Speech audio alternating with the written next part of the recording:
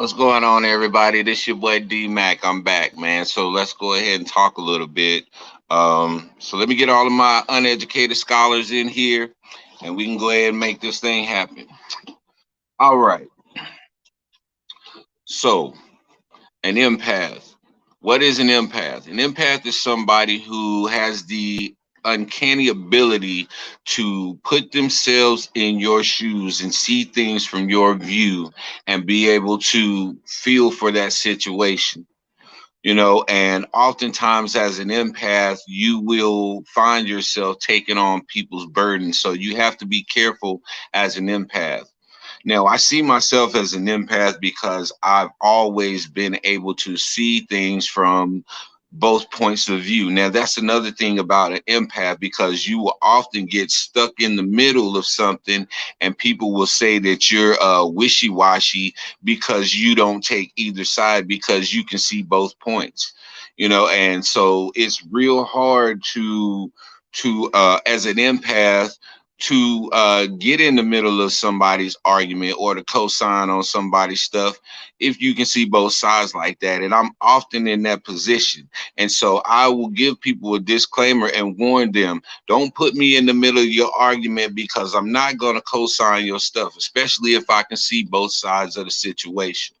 And so that brings about a lot of tension, and but often it'll keep you out of compromising situations, because people love to stick you in the middle of their conversation whenever they can't perfectly articulate their point that they're trying to get across, or they want somebody to team up on somebody else who's getting the best of them in the argument.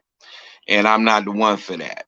I'll sit back and I'll look at the situations, and I'll make a determination for myself from there. And I do, like, I remember they had a movie about Daniel, and he said, whenever you desire not to hear the truth, don't ask me any questions. And that's my attitude towards people. If you don't want to hear the truth, don't ask me no questions, because I'm going to tell you the truth, and then you're going to get mad at me for telling you the truth and not, what's the word I'm looking for? People love to appease other people and to stroke their ego and stuff. I'm not the one that's going to stroke your ego. So don't come to me with a sob story, because I can see through that stuff, man.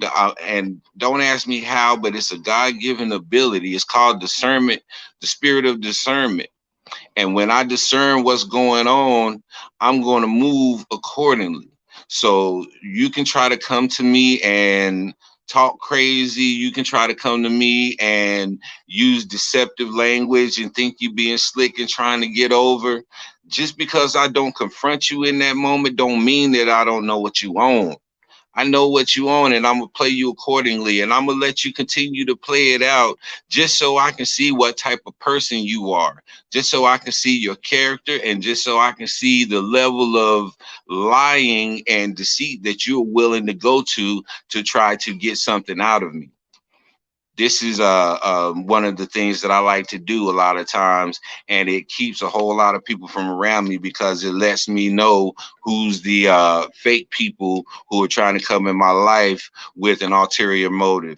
And so I thank the Most High for that ability, because it definitely keeps me out of a lot of things. I stay to myself. I'm a loner most of the times because of that simple fact. I'm not going to co-sign. I'm not going to jump in a fight. If you start a fight, if we go out somewhere, that this has always been a thing, and that men have always said amongst themselves in a group, if we go out and one of my homies starts something, I'm gonna jump in and have his back. Nah, nope. Mac don't get down like that. If we go out somewhere and we go out to have a good time, and you go out there and you start popping your mouth, and you can't handle your alcohol or whatever we doing, and you get out of line with somebody, guess what? That's your fight. That's your fight by yourself. Now, if somebody else try to jump in, that's a different story. I'm not gonna let nobody jump you.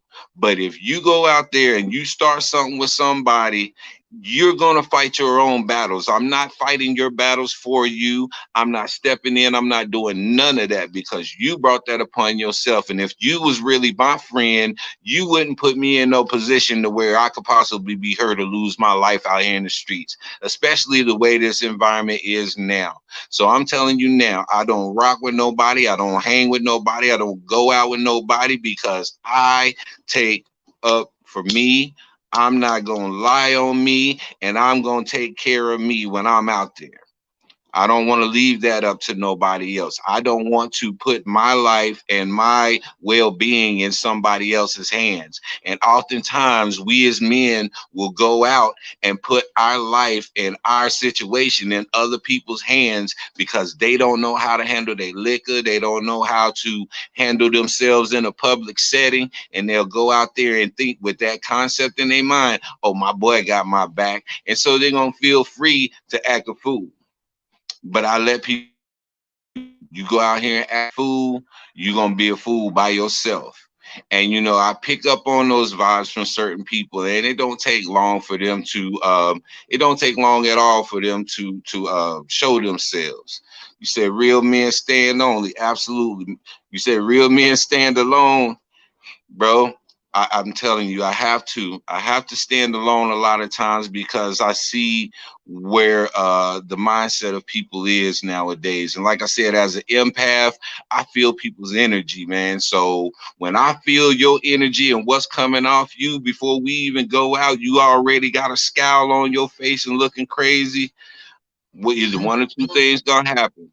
I'm not going nowhere with you, or I'm gonna keep my distance from you when we do go out because I know you want some other stuff. You on demon time, and I ain't on demon time. So I keep these things in mind whenever I go out with somebody, and I'm very mindful of who I would be willing to step out with.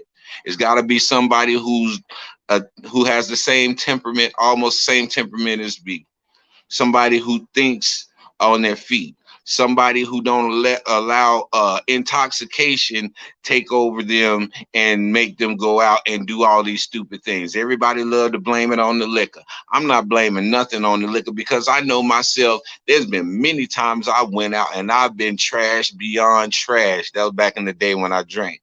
I go out and I'll be trash beyond trash, and I can remember every exact detail of everything that I did, said, and experienced. And so a lot of times I know that people are lying on the liquor. They're blaming it on the liquor when it's really truly them. That's who they are. And who you are is going to come out when you drink because the drunk man tells no tales. And so as an empath, man, I have to be very careful about who I'm around. I have to be very careful about whose information I'm receiving because a lot of people will be a spiritual leech, and they will come and they will lay all of their burdens upon you. And the next thing you know, you're bogged down and you're burdened down while they're walking off light as a feather because they've gotten it all off their chest and left it on you. And now you walking around with somebody else's burden, feeling some type of way. This is a real thing, and y'all have to recognize that.